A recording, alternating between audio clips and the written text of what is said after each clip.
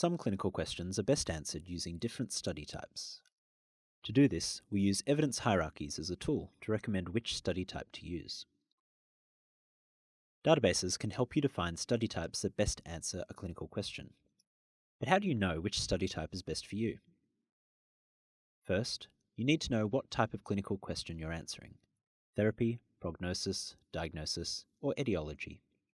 Evidence hierarchies show which study type best answers a clinical question by ranking them. They are rules of thumb, however there are several different ones you can use. Each has their own pros and cons, and you can choose the one that works best for you in each situation. In this video, we'll look for the best study types to answer this diagnostic question. Are mammograms accurate in detecting breast cancer in obese patients? And we'll show you 3 evidence hierarchies that can be used: the traditional level of evidence pyramid, the National Health and Medical Research Council's evidence hierarchy, and the Oxford Centre for Evidence-Based Medicine's level of evidence table. The level of evidence pyramid is the easiest to understand, while the Nhmrc and OCEBM tables are more detailed and have more specific clinical question categories. This is the level of evidence pyramid. It ranks the following study types in order of the strength of the evidence according to the methodology. Case reports are at the bottom of the pyramid because they only analyse individual cases. Above these are cross-sectional surveys, where participants are recruited and then complete a survey. Next are case control studies, which examine what causes a disease by looking at medical history and conducting interviews. Above these are cohort studies, which follow a group of patients over a number of years to study the development of a disease.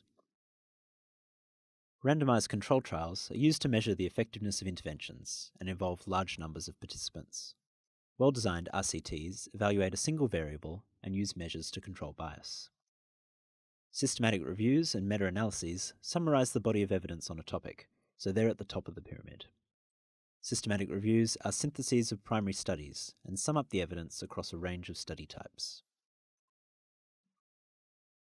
Thinking back to our question, according to the pyramid, the best evidence for a diagnosis question would be a systematic review because it is an overview of the research. If you can't find a good systematic review, work your way down the pyramid until you find an appropriate study. You should think logically about the study type you're looking for.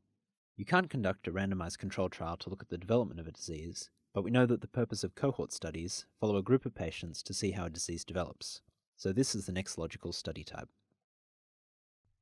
The Nhmrc evidence hierarchy demonstrates which kinds of evidence to use when answering intervention, diagnostic accuracy, prognosis, etiology, and screening intervention questions. To read this table, find the type of question you're answering and go down the list. According to this table, the best level of evidence for a diagnosis question are systematic reviews of studies of test accuracy. If you can't find this, move down the levels to find other study types.